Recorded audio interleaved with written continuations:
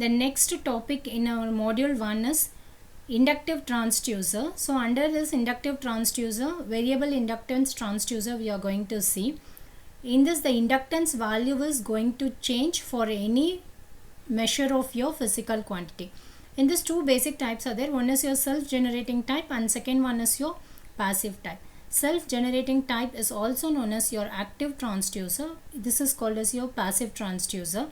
Here the voltage is generated due to the relative motion between the conductor and the magnetic field. In case of your self-generating type, your output voltage will get generated due to the relative motion between the conductor and the magnetic field.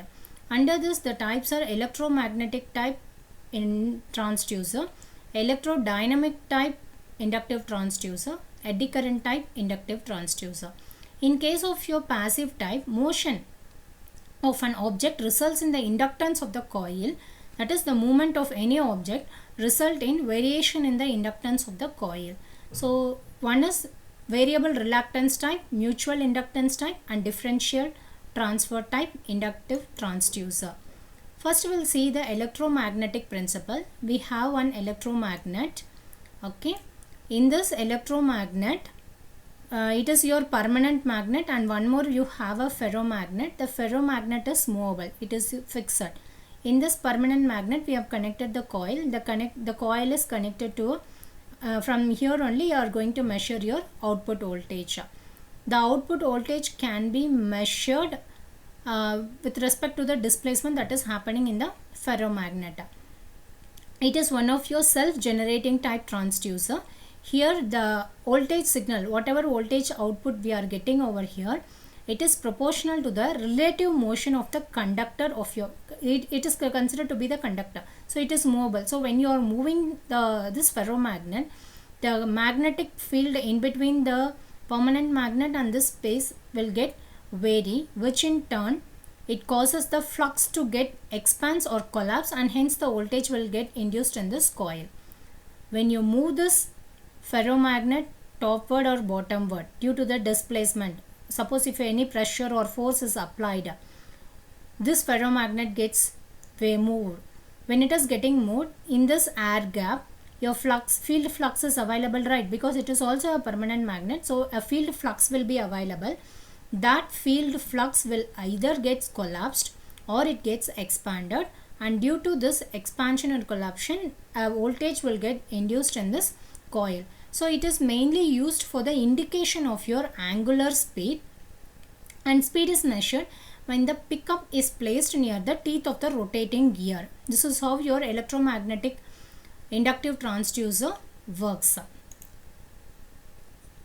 You can consider the same whatever I have explained before, the same thing only here it is done. So the small motion of your electric flux density changes due to the change in the air gap. The motion between the magnet and the electromagnet is responsible for the change in your flux. So here you have a permanent magnet. Due to this, a field will be there. It is a permanent ferromagnet.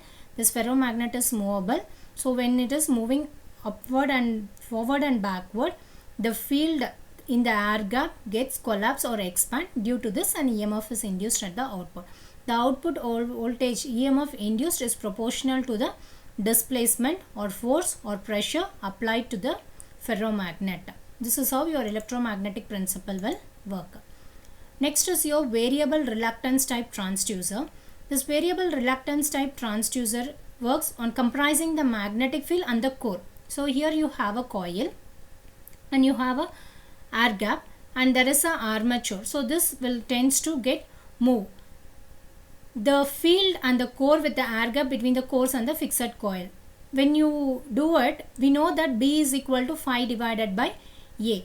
So when this air gap is getting changed, then obviously the reluctance will get changed. Reluctance is represented by S. S is equal to L divided by mu naught mu R A. So when you are changing this air gap flux, obviously the reluctance will get changed. The change in reluctance by the mechanical input result in change in your inductance and inductive reactance of the coil. So proportional to that, your meter will get deflux. So this change in inductance after measured by suitable circuitry related to value reluctance transducer in the sense reluctance will get changed. Whenever the reluctance is getting changed, the inductance and the inductive reactance of the coil is going to get changed. The change in the inductance and inductive reactance of the coil causes deflection in the meter. The deflection is proportional to the change in your displacement. Next is your variable permeance transducer. Variable permeance transducer means here the inductance of the coil will get changed by varying the core material. You have one coil, the coil is wounded. We have one material, coil is wounded over that, and an exciter and the deflection meter is connected over there. This is the core. So when you change the core material in the coil, then your permeance will get changed, which in turn your inductance will get changed. The change in inductance and the permeance will be notified in your deflection meter. So this transducer consists of coils of many turns of wire wound on a tube of insulating material with a movable core material.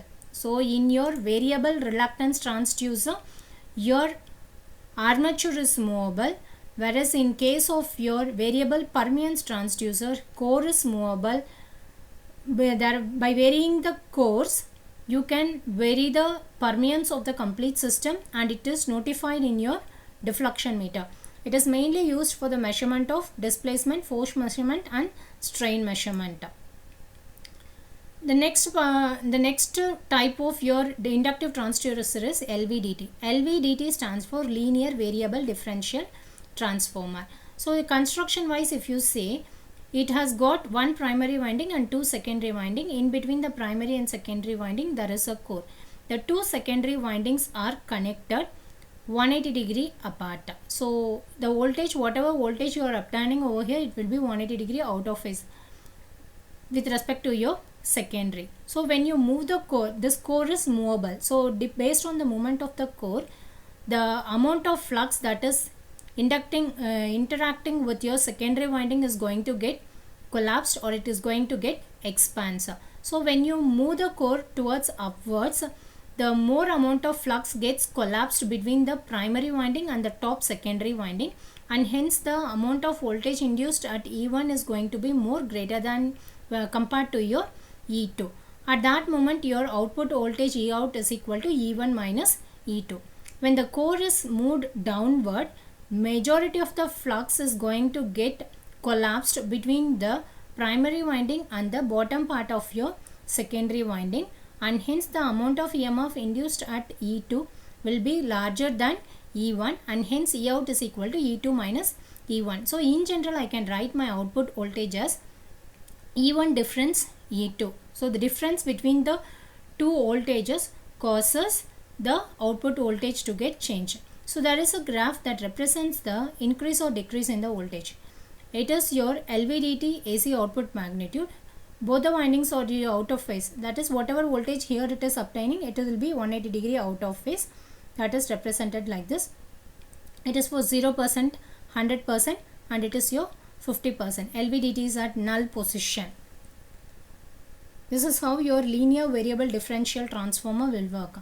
So this core, how it gets moved, whether if you are applying pressure or if you are applying a displacement, if you are applying a force, at that moment only this core will get changed. So the variation in the voltage is proportional to the applied pressure or applied force or applied displacement. This is how we will be measuring either the force or a pressure or a displacement. It has got three conditions: case 1, case 2, case 3. Case 1 is when the core of LVDT is at null location, that is, there is no movement. At that moment, whatever voltage obtained at E1 will be same like E2, but since it is 180 degree out of phase, E out will be equal to 0. Therefore, the output voltage obtained will be equal to 0. Case 2, when your LVDT is shifted to the up to your null point.